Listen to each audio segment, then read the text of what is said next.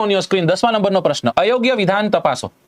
WagonR પેન્જિયા નામ આપ્યું. પેન્જિયા જે જર્મન ભાષાનો શબ્દ છે.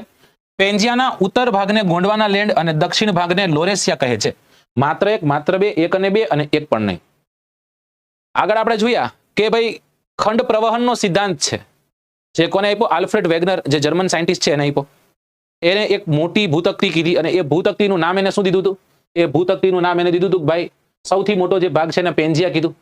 રાઈટ, પેન્જિયા કીધું. હવે એ પેન્જિયાના પાછા બે ભાગ પડે છે, તો એવી જ ક્યાંક વાતો છે અહીંયા. જો ફરી એક વખત સમજીએ. વેગનર કાકા છે ને, વેગનર કાકા એ પેન્જિયા નામ આપ્યું. પેન્જિયા છે એ પેન્જિયા જર્મન ભાષાનો શબ્દ, સાચું.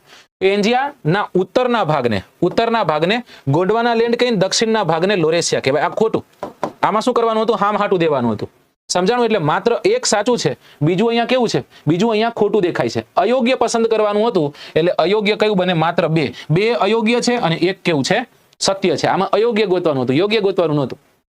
સમજાઈ ગયું? શું હતું?